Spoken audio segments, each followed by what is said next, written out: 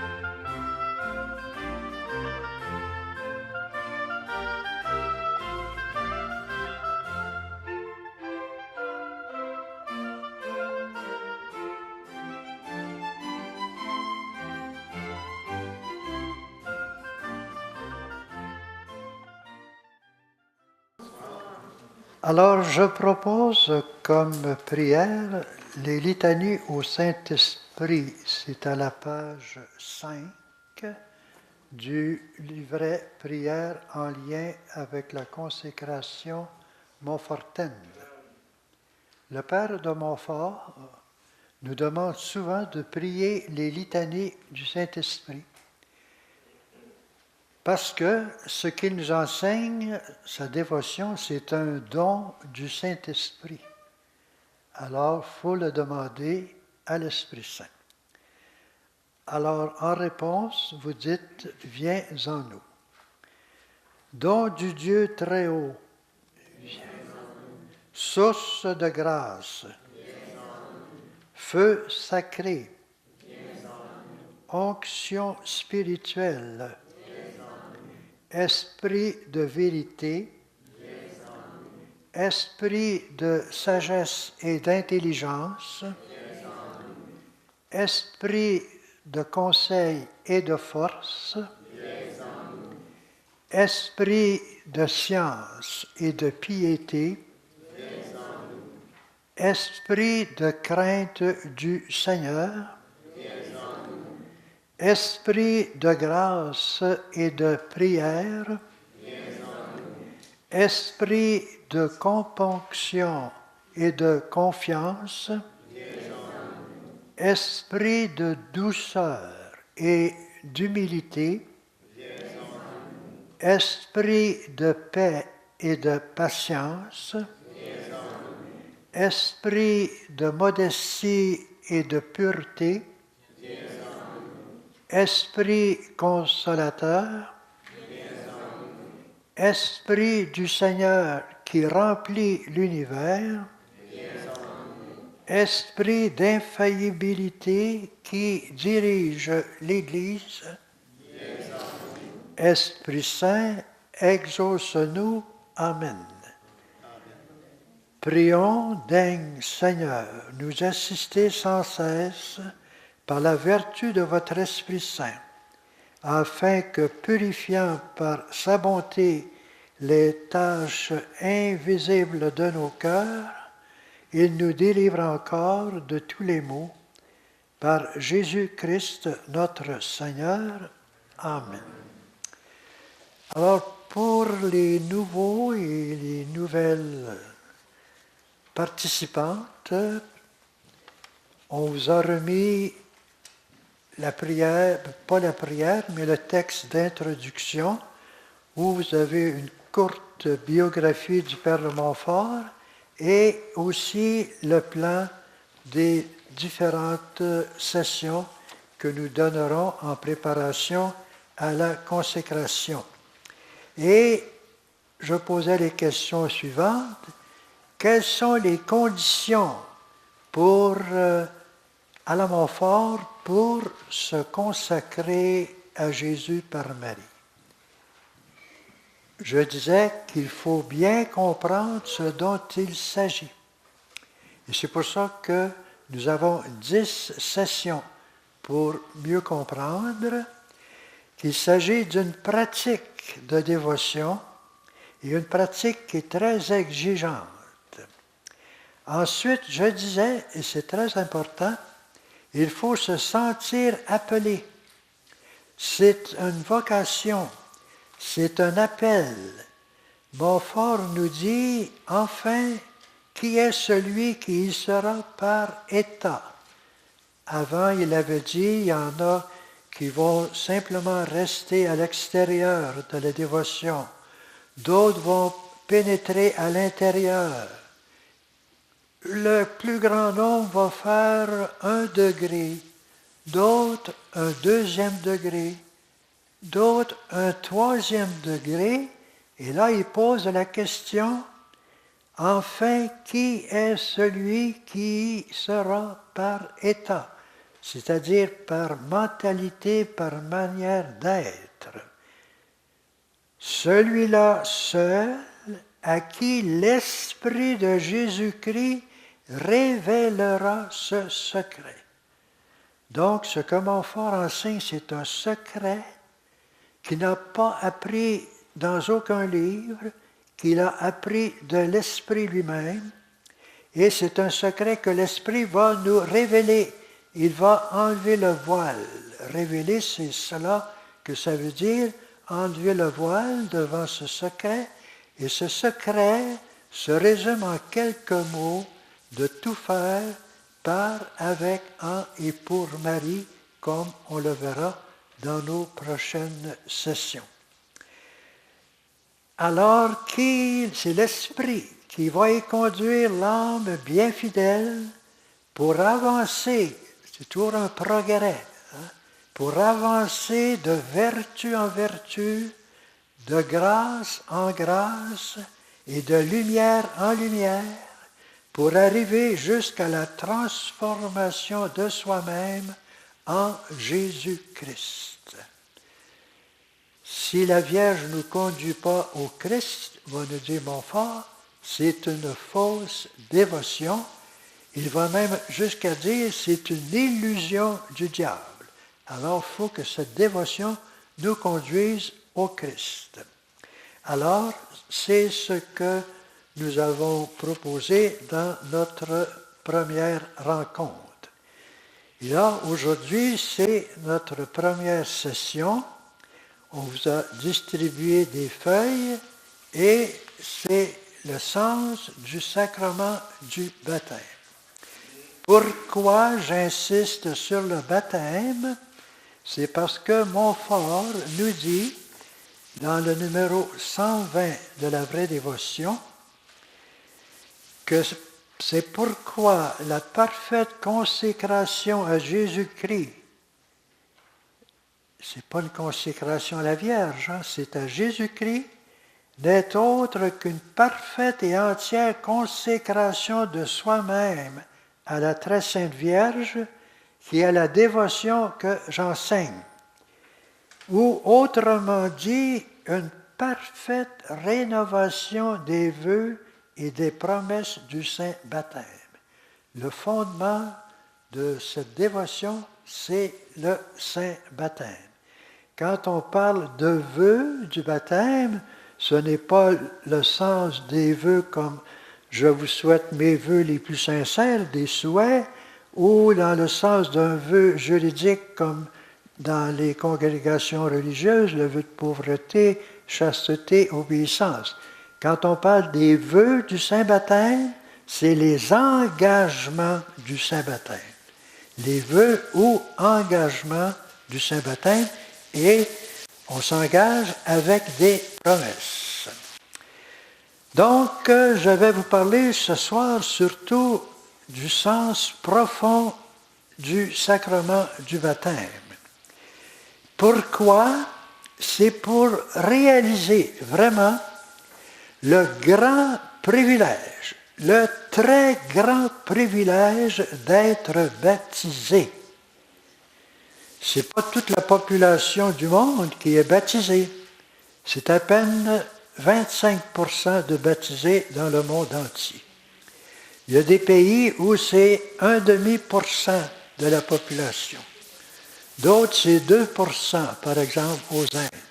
Mais 2%, c'est tout de même des millions dans de grandes populations. Alors, c'est un privilège que nous avons.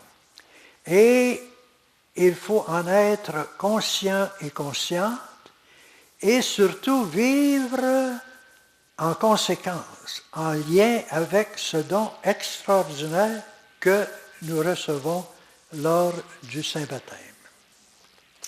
Alors, qu'est-ce que le baptême? C'est un sacrement, tout le monde le sait. C'est un sacrement, c'est un signe visible, institué par Jésus-Christ pour notre sanctification, pour nous donner la grâce qui nous rend saints et saintes. Et le sacrement produit effectivement ce qu'il signifie, la vie du Christ en nous. Quand nous recevons le baptême, nous recevons une participation à la vie même de Dieu, à la vie du Christ en nous. Alors, je lis un extrait d'un document qui s'appelle « La lumière de la foi ».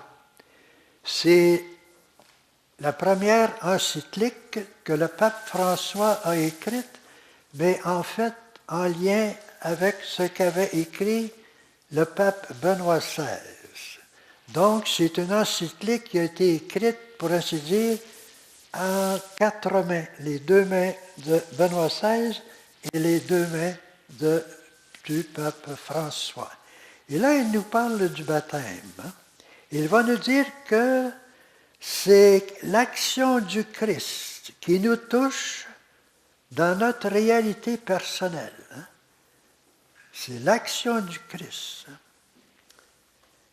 Et elle nous transforme.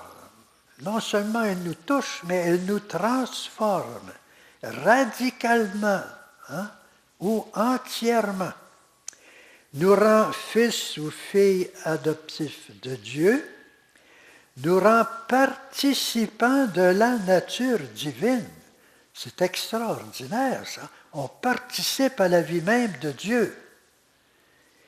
Et elle modifie toutes nos relations, nos manières d'agir avec les autres, nos manières d'agir avec Dieu avant tout, avec les autres et avec nous-mêmes. Elle modifie toutes nos relations, notre situation concrète dans le monde et dans le cosmos, c'est-à-dire l'univers, les ouvrant à sa propre vie de communion. Et la vie de communion de Dieu, c'est la vie trinitaire, c'est l'amour trinitaire, c'est le Père, le Fils et l'Esprit Saint dans une communion d'amour la plus intime, et c'est cette communion d'amour qui nous est communiquée par le baptême. Le baptême, c'est une plongée dans l'amour trinitaire. C'est extraordinaire quand on y réfléchit et qu'on en prend conscience. Le baptême aussi, c'est un organisme de vie surnaturelle. Moi, j'ai un organisme osseux, sanguin, nerveux, comme chacun et chacune de nous, mais aussi on a un organisme de vie surnaturelle. Et je vous en donne la définition en lien avec le catéchisme de l'Église catholique, et c'est au numéro 1266. La très sainte Trinité, c'est-à-dire l'amour de Dieu, donne aux baptisés la grâce sanctifiante ou la grâce de la justification, qui le rend capable de croire en Dieu, d'espérer en lui et de l'aimer. Ce sont les trois vertus théologales, hein? La foi, l'espérance et l'amour. Quand on parle de charité, ce n'est pas dans le sens de donner de l'aumône à un pauvre. C'est un sens du mot. Quand on parle de charité, c'est synonyme d'amour. Et pas n'importe quel amour. C'est l'amour de Dieu, donc un amour qui donne, qui se donne et qui pardonne. Quand on parle de charité, c'est dans ce sens profond du mot amour. Lui donne le pouvoir de vivre et agir sous la motion de l'Esprit Saint. Dès le baptême, nous recevons ce que nous appelons les dons de l'Esprit. La confirmation vient les fortifier, les confirmer, mais on les reçoit dès le baptême. Et qui nous permet d'agir sous la motion de l'Esprit Saint. Et il nous permet de croître dans le bien par les vertus morales.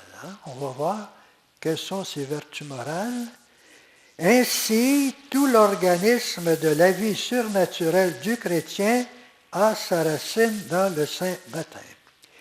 Notre prochaine session sera l'explication beaucoup plus détaillée de cette définition du baptême, de cet organisme de vie surnaturelle en nous. Le baptême, c'est aussi une élection divine. C'est un appel, c'est une vocation. Pour bien comprendre le baptême, il faut se situer au niveau d'un adulte qui reçoit le baptême.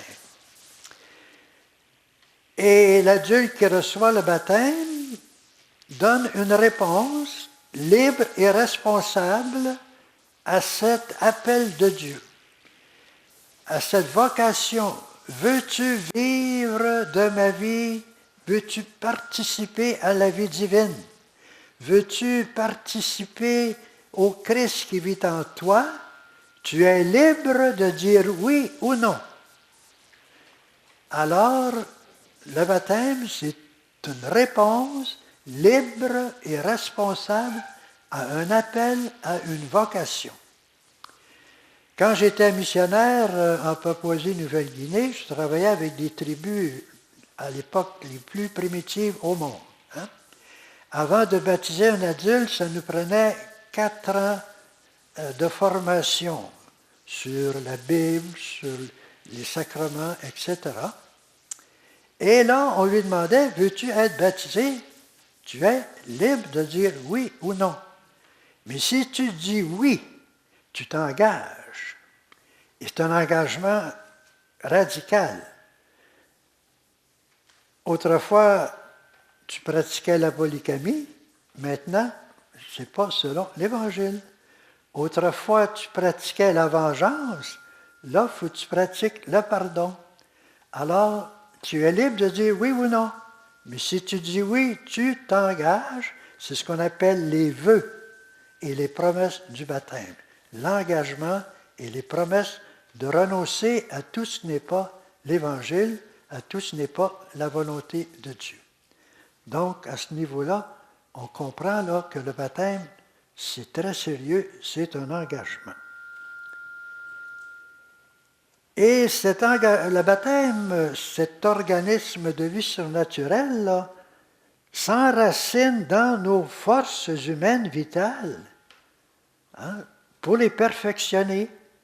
La foi, c'est une confiance qui peut être très humaine.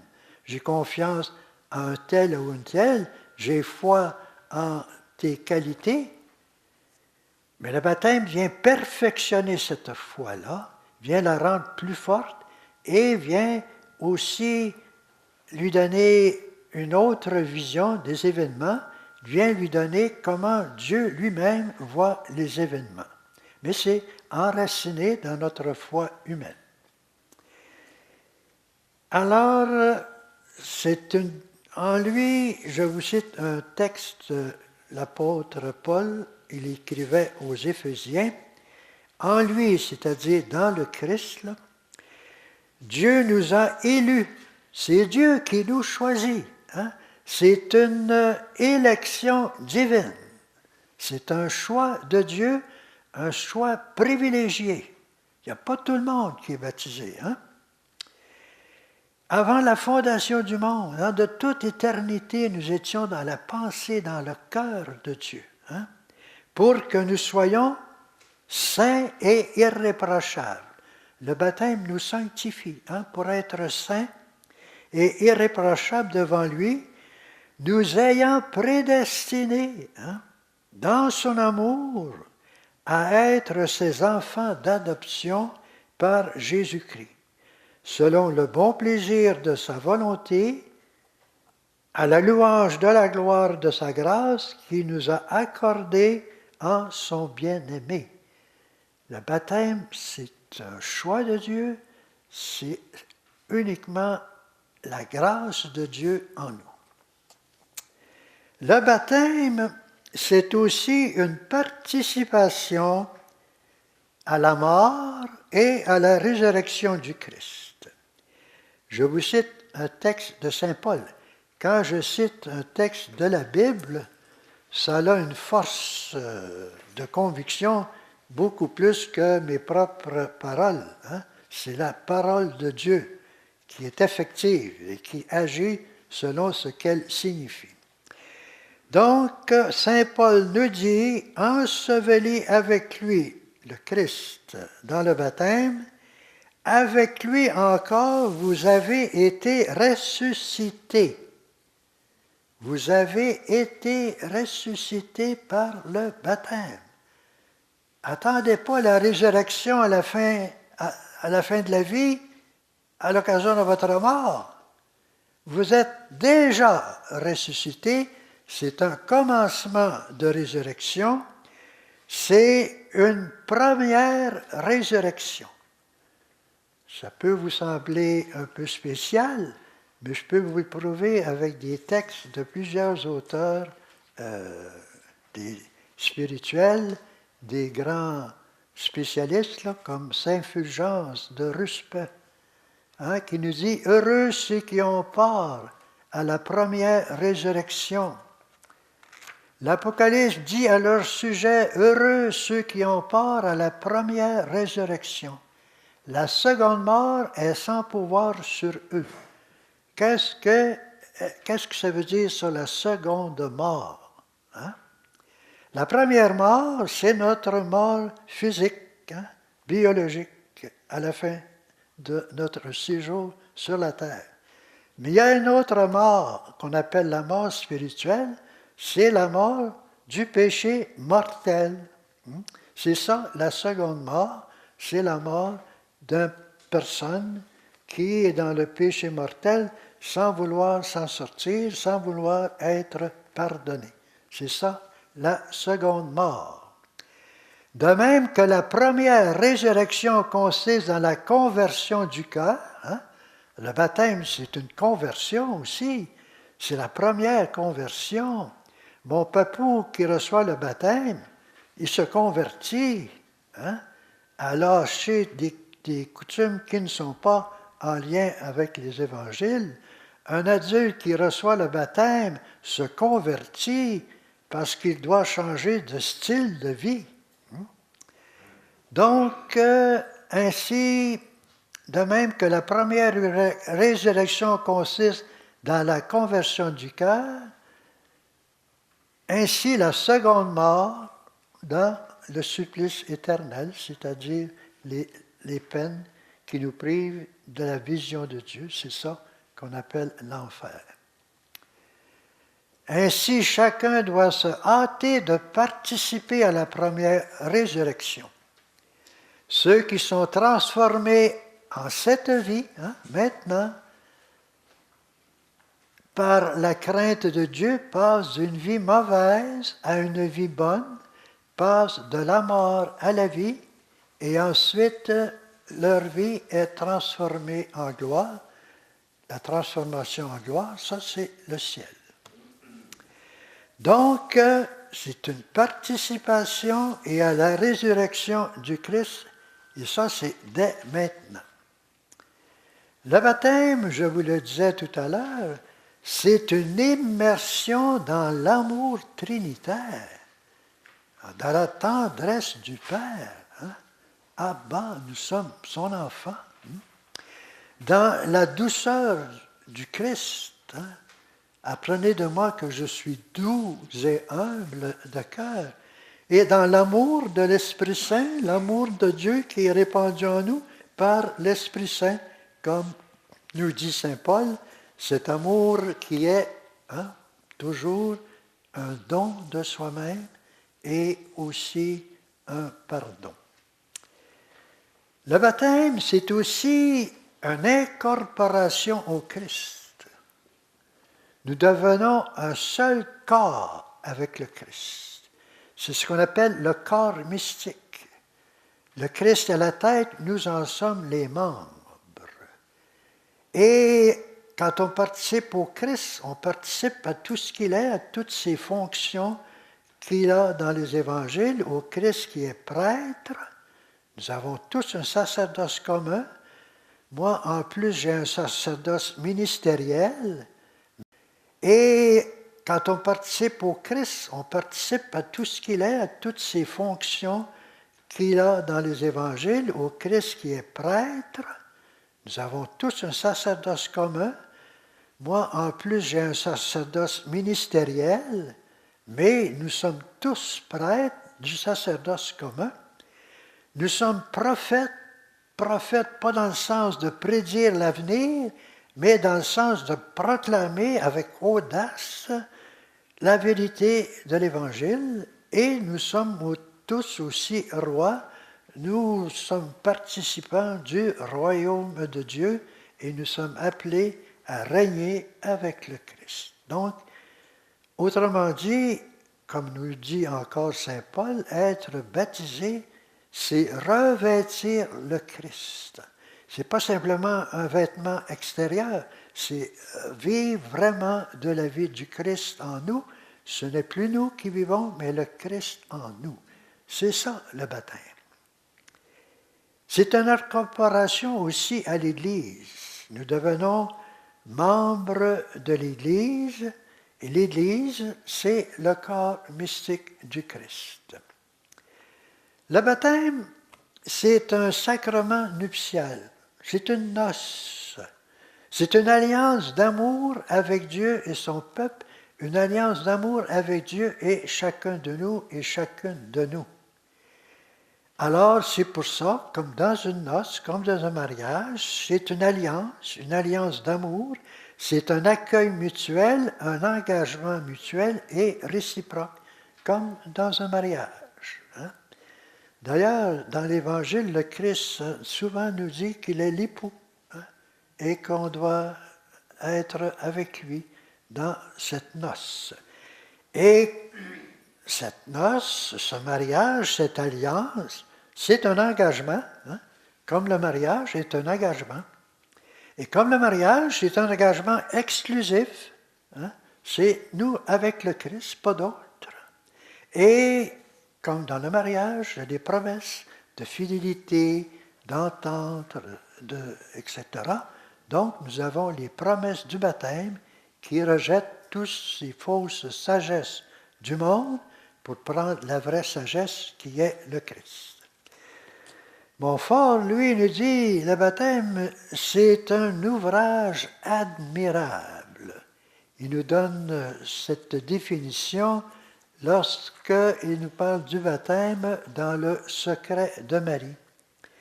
Je vous cite ce qui est écrit dans le secret de Marie. L'acquisition de la sainteté de Dieu est une vocation assurée. On participe à la sainteté de Dieu par notre baptême, et comme on l'a vu, c'est une vocation, c'est un appel, c'est un choix. Et c'est alors que toutes vos pensées, paroles et actions, vos souffrances et tous les mouvements de votre vie doivent tendre. C'est une conversion, c'est plus la vie du passé, c'est la vie dans le Christ. Nos pensées sont en lien avec les pensées du Christ. nos paroles avec la parole du Christ, nos actions avec les actions du Christ. Hein? Alors, c'est là que tous les mouvements de votre vie doivent tendre. Ou vous résistez à Dieu en ne faisant pas ce pourquoi il vous a créé et vous conserve maintenant. Alors, Montfort s'exclame, « Oh, quel ouvrage admirable! La poussière changée en lumière. L'ordure, hein, le pécheur qui se convertit, hein, changé en pureté. Le péché en sainteté. La créature en le Créateur et l'homme en Dieu. Nous participons à la vie même de Dieu, à sa vie de Créateur. Nous participons à la vie divine. Nous sommes un homme en Dieu. C'est extraordinaire, le baptême. Ô ouvrage admirable, je le répète, mais ouvrage difficile en lui-même et impossible à la seule nature, c'est-à-dire de nos propres forces humaines, c'est impossible de vivre selon toutes les exigences du baptême. Nous sommes toujours dans la grâce de Dieu qui nous aide à vivre selon nos engagements. C'est pour ça que Montfort nous dit, il n'y a que Dieu qui par une grâce, et une grâce abondante et extraordinaire, puisse en venir à bout. Et la création de tout l'univers n'est pas un si grand chef-d'œuvre que celui-ci. Pour Montfort, le baptême, c'est vraiment un ouvrage admirable. C'est le grand chef-d'œuvre de Dieu dans l'homme. C'est l'homme qui participe à la vie de Dieu. Alors le baptême, c'est une première consécration. On veut se consacrer au Christ en se consacrant ou en se donnant d'une façon totale à la Vierge Marie. Mais notre première consécration, c'est le baptême. On devient consacré, veut dire être rendu sacré, fait sacré, en comparaison avec ce qui est profane. Et quand c'est sacré, c'est exclusif, c'est spécial. Alors, c'est pourquoi la parfaite consécration à Jésus-Christ n'est autre chose qu'une parfaite et entière consécration de soi-même à la Sainte Vierge, qui est la dévotion que j'enseigne. Autrement dit, une parfaite rénovation des vœux et des promesses du baptême. Alors, on prend la Vierge Marie avec nous. Montfort va encore plus loin en nous, pour nous aider à vivre vraiment du Christ qui est en nous. Pour que le Christ grandisse dans sa pleine maturité en nous, on demande cela avec l'aide de la Vierge Marie. C'est elle qui nous a donné le Christ la première fois et c'est elle qui nous le donne. Montfort a une intuition extraordinaire qu'il répète plusieurs fois dans la vraie dévotion. Le règne de Jésus vient par le règne de Marie. Alors, quels sont les effets du baptême? Le baptême ne purifie pas seulement de tous les péchés. Un adulte qui est baptisé, le jour qu'il reçoit le baptême, tous ses péchés sont pardonnés. Il ne s'agit pas du péché originel, hein? Tous les péchés sont pardonnés. D'ailleurs, quand on parle de péché originel, il faut bien s'entendre sur le sens du mot. Péché originel, on n'a pas le mot péché dans un sens analogique, c'est-à-dire c'est une comparaison, ce n'est pas vraiment un péché. Un péché, pour que ce soit un péché, il faut que ce soit un acte libre, responsable, il faut qu'il y ait une matière grave et la volonté de faire un péché.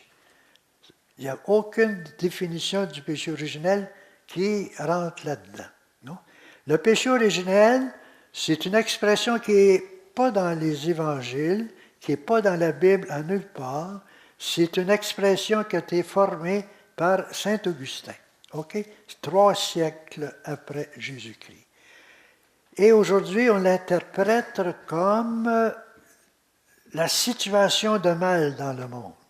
On est dans une atmosphère, à certains égards, qui nous invite au péché. Si vous voulez comprendre le péché originel, lisez le Journal de Montréal, lisez la presse, vous avez les meurtres, les vols, les abus sexuels, vous avez tout. C'est le péché originel qui est là à chaque jour. Et on est dans cette situation-là. Alors, les effets du baptême ne purifient pas seulement de tous les péchés, il fait aussi du néophyte, c'est-à-dire le nouveau baptisé, c'est ça que ça veut dire comme expression, une création nouvelle. C'est saint Paul qui l'a dit, ça. Il nous fait de nous un fils et une fille adoptifs de Dieu. C'est encore saint Paul qui nous le dit. Nous participons à la nature divine. Nous devenons membres du Christ et co-héritiers avec lui. Nous devenons temple de l'Esprit Saint.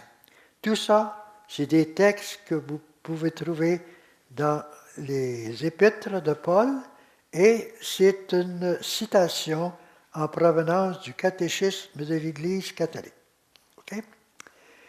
Alors, avant de passer à l'exercice que je vous propose un peu plus tard, j'ouvre la possibilité de demander des questions. Je suis sûr qu'il y a plusieurs questions qui surgissent à vos esprits après cet enseignement sur ce qu'est vraiment le baptême. Vous avez des questions? Madame. C'est plus une inquiétude, parce que maintenant je me demande, est-ce que c'est mieux de baptiser les enfants petits ou peut-être un peu plus grands? Alors, je m'attendais exactement à cette question. Pourquoi baptiser les enfants? Dans l'Église primitive, on baptisait les enfants de ceux qui se convertissaient. On appelait ça la maison, c'est-à-dire la famille. Tout le monde était baptisé. Ceux qui étaient déjà baptisés, qui avaient des enfants, on baptisait aussi leurs enfants. Ça, c'était une coutume dans l'Église primitive. Pourquoi on le faisait? C'est parce que les personnes qui étaient baptisées étaient tellement enthousiasmées, tellement, dirais-je, emballées par ce qui était le baptême, ce que le baptême faisait en eux, qu'ils voulaient que les enfants participent à ce même privilège et ils élevaient les enfants dans le baptême avec tout l'engagement du baptême et les promesses du baptême. Donc, on avait une certitude que les enfants, plus tard, pourraient, d'une façon libre et responsable, dire « Bien, ce que j'ai reçu, je le veux et je veux vivre selon ces exigences-là. » Disons, je me place au Québec, au Canada, il y a 50 ans, quand j'étais moi-même à l'école, disons, mettons 60 ans, 70 ans, car j'ai 80. On était baptisés comme jeunes enfants, comme la plupart de nous, comme bébés, mais on avait toute la formation religieuse, le catéchisme à l'école, et nos parents étaient des parents pratiquants. On vivait dans une atmosphère où c'était tout à fait normal et les enfants vivaient selon l'exemple de leurs parents et vivaient avec cette grâce du Christ. On ne voulait pas refuser aux enfants le don que nous, on avait reçu comme adultes. Aujourd'hui, c'est des problèmes de pastoral. Lorsqu'on arrive avec des parents qui ne veulent rien savoir de la religion, est-ce qu'on baptise leurs enfants? parce que les grands-parents le veulent, OK? Mais les jeunes époux ne veulent pas. Ou on arrive dans d'autres situations où on est sûr, on donne le baptême, mais l'enfant n'aura aucune possibilité d'aller à l'école pour apprendre les notions de l'Évangile, où il n'y aura aucun cours qui lui sera donné en conséquence. Là, on fait face à des problèmes. De sorte que l'Église, actuellement, autrefois, on avait un seul rituel pour le baptême. C'était le rituel des adultes, mais qu'on appliquait aux enfants. OK? On demandait, parce que c'était les parrains et les marraines qui répondaient pour l'enfant. Aujourd'hui, il y a différents rituels. Il y a un rituel pour les enfants d'âge scolaire. À quel âge? À 10 ans, à 12 ans.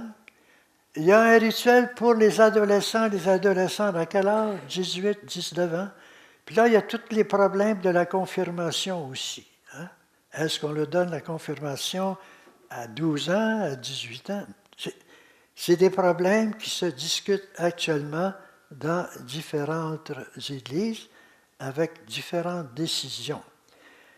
Il y a aussi un autre rituel pour ceux qui reviennent à l'Église, ça veut dire un rituel d'accueil dans l'Église, disons, de personnes qui étaient d'une religion protestante, hein, qui veulent se joindre à la religion catholique. Un accueil spécial, mais pas un baptême. Parce que les grandes religions, comme les anglicans, les méthodistes, les luthériens, le baptême est considéré comme valide et on ne le répète pas du tout. Les baptêmes des orthodoxes aussi, c'est des baptêmes valides. Donc là, on est devant un problème de pastoral selon les circonstances actuelles. C'est pas facile, là, c'est des décisions pénibles pour les parents, les grands-parents. Mais si on les accepte, ça prend une formation spéciale. C'est une occasion de donner de la catéchèse. Ça peut durer 3 semaines, ça peut durer 3 ou 4 sessions. Ça dépend des paroisses, mais il faut une préparation. Il faut savoir à quoi on s'engage et aussi essayer d'assurer le futur de la formation chrétienne de cet enfant. Voilà. Oui, mon cher. Avec Vatican II, on continue avec le rite qu'on appelle des exorcismes. Là. Ça veut dire c'est un rite pour chasser les mauvais esprits. Hein. C'est dans le rite du baptême des adultes, il est encore là. Mais comme je disais, quand on baptisait un enfant, on prenait le rituel du baptême des adultes pour les enfants. Mais là, actuellement, on a fait un rituel pour les enfants, mais pas les bébés, là, les enfants d'âge scolaire. Ça, c'est nouveau après Vatican II. Non, il y a un seul baptême. S'il a été baptisé, on ne répète pas le baptême, mais on lui donne une formation là, pour qu'il réalise le privilège qu'il vient de recevoir. Hein. C'est un don de Dieu. Là, vous allez avoir des curés qui vont avoir telle opinion, des curés qui vont avoir d'autres opinions, des curés qui vont être très larges, d'autres qui vont... Oui. En 2017, dans la région catholique, les limbes n'existent plus. Bon, mais dans mon temps, quand on était jeune, ça existait. Hein? Bon, parce que les enfants qui meurent sans le baptême, où vont-ils? Hein? Ils s'en vont au ciel. Moi, je n'avais aucun problème avec ça, mais là, c'est officiel. OK? L'autre partie, le péché originel. Là encore, hein, la compréhension de cette notion du péché originel, elle a évolué énormément depuis plusieurs années. Là. Il n'y a personne, je veux dire, si vous prenez le catéchisme, il parle encore du péché originel, OK? Mais les théologiens actuels ils ont dit, il n'aurait pas dû en parler de cette façon-là. C'est encore en évolution, là. Comme je l'ai dit, c'est l'état, c'est pas un vrai péché, hein, parce qu'on n'est pas coupable de ça, là. Hein. C'est l'état ou la situation du mal dans le monde. Ça, c'est visible. Là.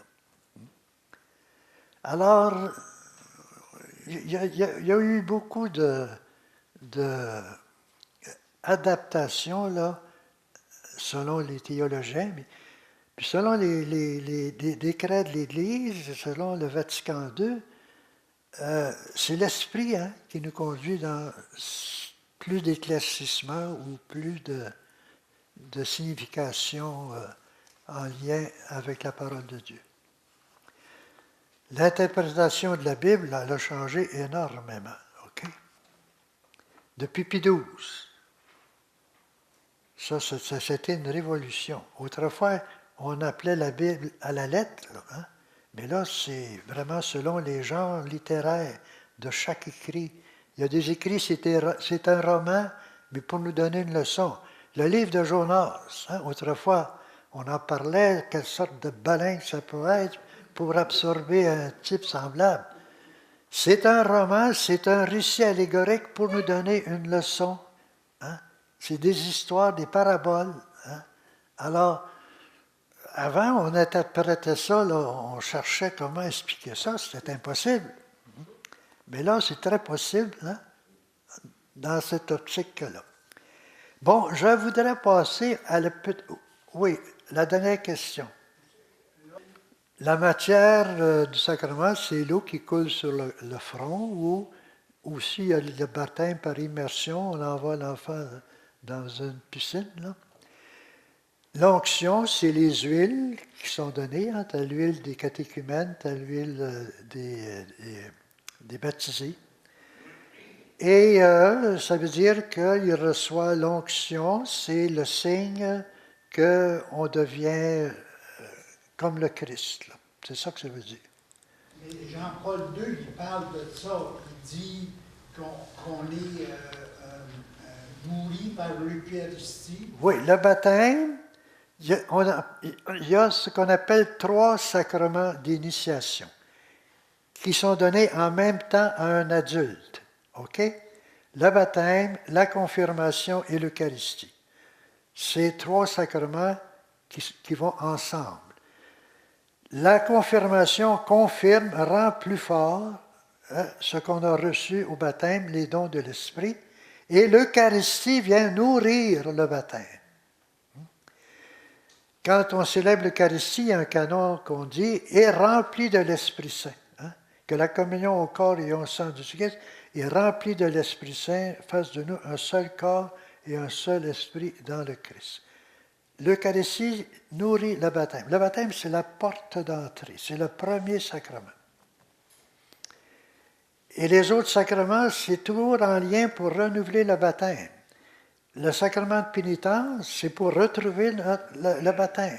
Hein? Parce qu'on a perdu, par le péché mortel, on l'a perdu. OK? Le sacrement de l'onction des malades, c'est pour reprendre le baptême. Le mariage, c'est le sacrement par excellence de l'alliance d'amour du baptême, de 2 personnes qui s'unissent pour exclusivement, fidèlement et pour la fécondité. C'est le signe extraordinaire du baptême. Le sacrement de mariage, c'est le signe par excellence de l'Eucharistie, c'est une alliance d'amour. C'est dans ce sens-là. Moi, je voudrais vous proposer le petit exercice, là. Je vous ai donné un texte de la lettre de Saint Paul aux Colossiens. C'est assez long, mais vous pouvez lire ce texte et faire le parallèle. Avant le baptême, ici, ils vont nous dire quelle était votre conduite autrefois lorsque vous viviez dans ces désordres. Donc, les désordres, c'était la débauche, l'impureté, les passions, les désirs mauvais, cette soif de posséder, etc. Ça, c'est avant le baptême, avant que l'adulte se convertisse. C'est de cette manière-là qu'il vivait. Après le baptême, il n'a plus le droit de vivre de cette façon-là. Hein? Il faut vivre, débarrassez-vous de tout cela, débarrassez-vous de la colère, de l'emportement, de la méchanceté, des insultes, des propos grossiers sortis de votre bouche. Plus de mensonges en vous, vous êtes débarrassés de l'homme ancien qui était en vous et de sa façon d'agir. C'est là que le baptême est une vraie conversion. Si on est baptisé, là, tout ce que je viens de mentionner, il faut s'en débarrasser.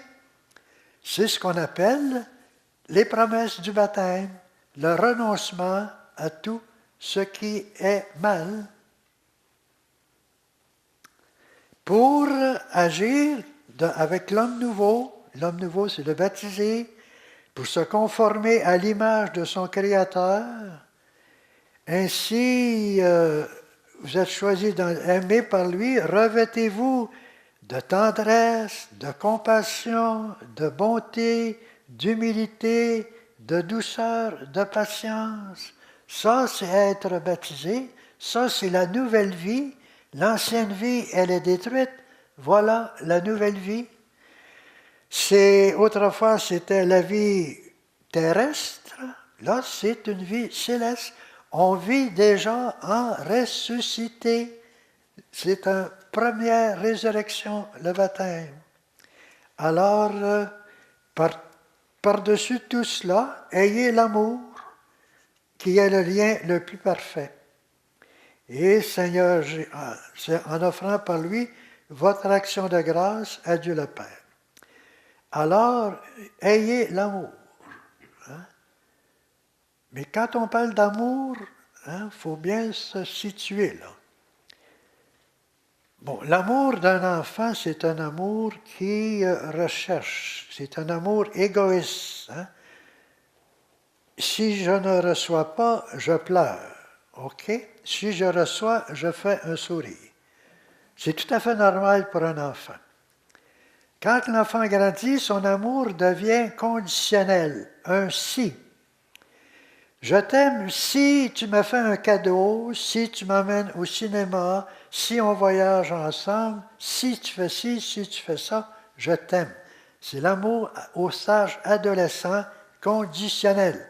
C'est une croissance. Hein? On part d'un amour égoïste, d'un amour conditionnel, pour arriver au véritable amour. Celui qui est répandu en nos cœurs par l'Esprit Saint, c'est l'amour de Dieu, un amour qui donne. Il n'est pas conditionnel, un amour qui se donne, et aussi un amour qui va plus que le don, qui est le pardon. Ça, c'est l'amour de Dieu répandu dans nos cœurs, et c'est l'amour qu'on reçoit au baptême. Mais faut-il en vivre en conséquence? Pas facile, hein? Montfort le dit, là. Ça prend la grâce de Dieu, pour arriver à tout cela. Mais j'espère que vous avez saisi là, le privilège d'être baptisé et la grandeur du baptême et des exigences du baptême. Mais là, nous autres, on va voir, ça va être très facile à vivre si on le fait par Marie, avec Marie et en Marie. C'est ça là, notre cheminement. Êtes-vous d'accord là-dessus? Oui. Alors, vous avez remarqué aussi qu'il y a un changement dans nos sessions. Pour reprendre le temps perdu, hein, je voulais vous donner peut-être un petit témoignage de mon expérience. Ce que j'ai vécu, je le considère comme une expérience mariale. Hein.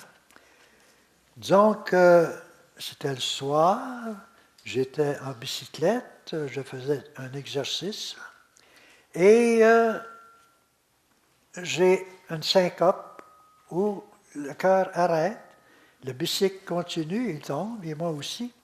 Là, je me fronce sur l'asphalte, j'ai eu 5 points de suture, j'étais dans le sang, dans un endroit isolé où je vois personne normalement, mais là, une femme venait d'arriver avec son auto chez elle. Elle m'a vu tomber. Elle a appelé son mari qui était autrefois pompier retiré, qui connaissait les premiers secours. Ils ont appelé l'ambulance. L'ambulance est arrivée, ils m'ont transporté à l'hôpital, et puis là, j'ai eu les soins nécessaires. Alors moi, j'interprète ça d'une façon mariale à la Montfort. Montfort nous dit, par exemple, comment cette femme se trouvait-elle à cet endroit, à ce moment-là, accompagnée d'une autre dame qui m'apportait un coussin pour reposer ma tête. J'aime penser qu'elle représentait 2 anges envoyés par la Vierge Marie. Pourquoi je dis ça? Montfort nous dit, c'est par le ministère des anges qui n'ont pas de plus grand honneur et plaisir que d'obéir à quelqu'un de ses commandements pour descendre sur terre et secourir quelqu'un de ses serviteurs. Moi, j'interprète ça comme ça à cause de ma relation très spéciale avec la Vierge Marie. Et quand je suis à l'hôpital, je m'en suis tiré là, avec quelques égratignures sur le front et sur le nez, mais j'aurais pu me briser des membres, un bras, une jambe. J'étais pris là, dans toute la bicyclette, de sorte que pour sortir de là, les ambulanciers m'ont soulevé pour que le bicycle tombe par terre. J'avais rien de brisé. Alors, dès le premier jour de mon hospitalisation, je reçois comme première visite, moi je l'interprète comme ça, la présence de la Vierge Marie. Une associée montfortaine, un autre ange, à peine de retour de son pèlerinage marial à Medjugorje, à l'arrivée de là, vient m'offrir en cadeau une statuette de qualité de Notre-Dame de la Paix qu'elle avait apportée de là. Alors, sur le bord de la fenêtre de ma chambre, j'ai installé un petit sanctuaire dédié à la Vierge Marie et j'avais quelques roses qui m'avaient été données. J'étais dans la paix et la sérénité sans aucune inquiétude. Je n'ai jamais eu aucune inquiétude. Et ensuite, ça a été des examens et puis ça a finalement une opération pour débloquer les artères. Mais moi, j'interprète ça comme une expérience mariale à cause de ma dévotion à la Vierge Marie. Vous êtes un fils de bénédiction. Hein? Elle vous appelle des fils de bénédiction. Oui, oui.